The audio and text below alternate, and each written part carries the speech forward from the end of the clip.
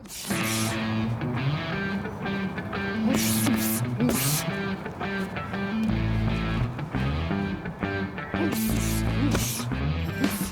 I'm Rhett Foreman. I'm a general foreman on the Queensland Children's Hospital project. 10 years ago, I had a major depressive episode. 18 months after that, I was diagnosed with bipolar disorder. And this is my story.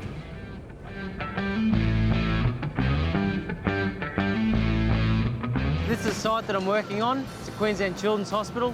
It'll be the largest children's hospital in the Southern Hemisphere by the time I'm finished in 3 years' time. As a general foreman, my role is looking after the vertical elements and the access road along the front.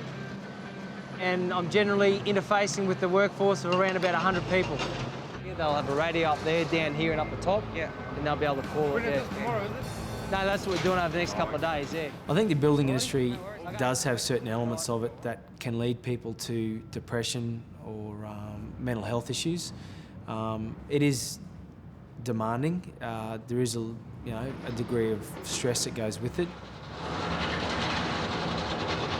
The hours generally are fairly long. Usually it's, maybe 6 days a week, and it can put a lot of pressure on families and even young guys that don't have that family as an anchor.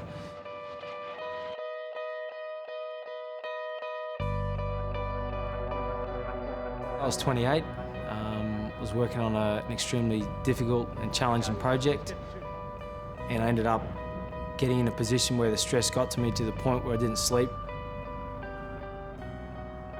I wasn't really achieving a lot at work. My wheels were spinning, sort of thing. I was running from one problem to another, making endless lists and not carrying them out. And physically, I was getting extremely run down.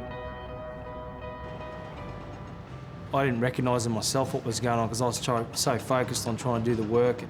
I didn't have any idea that it was a mental health issue, and neither did the guys at training. They sort of had faith in me that I could get myself through it because I'd been pretty bulletproof up to that stage. I'd fought in the ring and all that sort of stuff and done really well, but they didn't formalise it to a doctor or family or anything like that. It was just, oh yeah, he'll be right.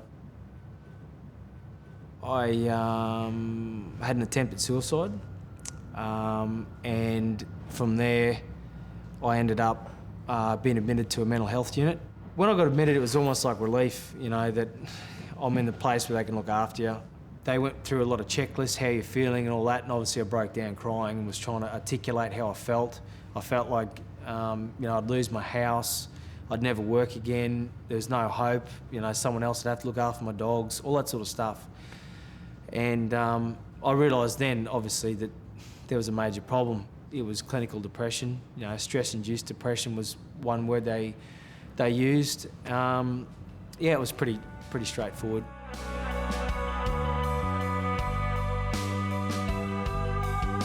Everyone was very supportive of me coming back.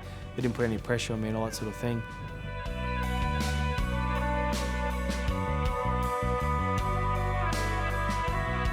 I felt extremely energetic, a little bit delusional. I felt like I could solve the problems of the world. Some of the things I was doing at work and that I ought not have been doing was, it was pouring down rain, and I had excavators and trucks still coming to load out dirt, which of course turned to mud. In my mind, the operators were inside the vehicle, so it was fine, but it was completely unproductive. It had a pretty straightforward effect on my work. I lost my job. Losing my job made me feel, obviously, pretty devastated because I'd stepped into a new role at another company, and I was extremely excited about it. But looking back on how I was conducting myself was unacceptable.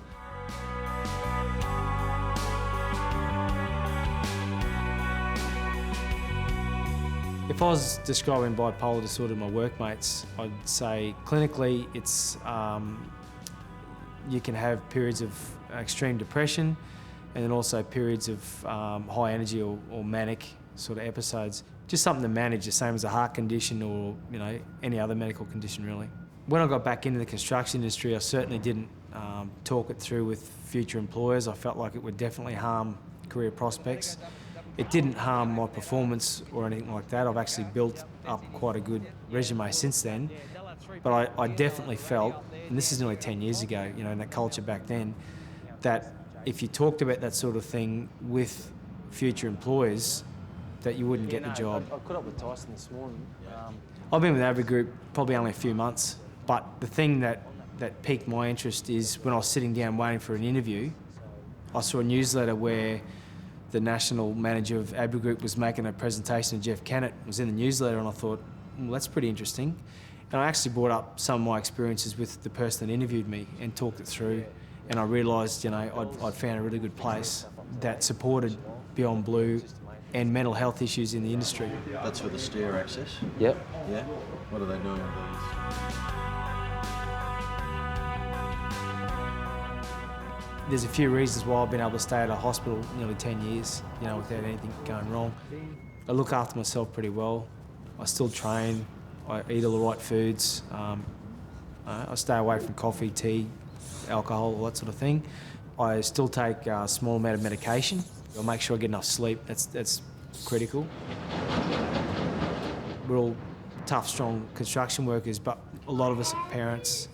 So, there's so much more at stake than just to go, I can handle it, or I can do. I don't want to talk about it. Don't let pride get in the way. Have a look out for your mates. Watch your mates.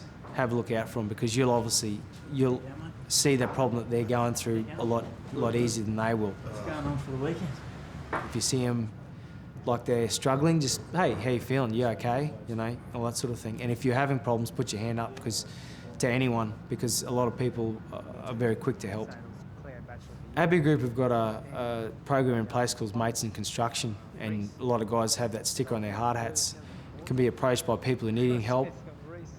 And I'm here putting myself forward, to talk about it and to let people know you're not on your own, you can get help.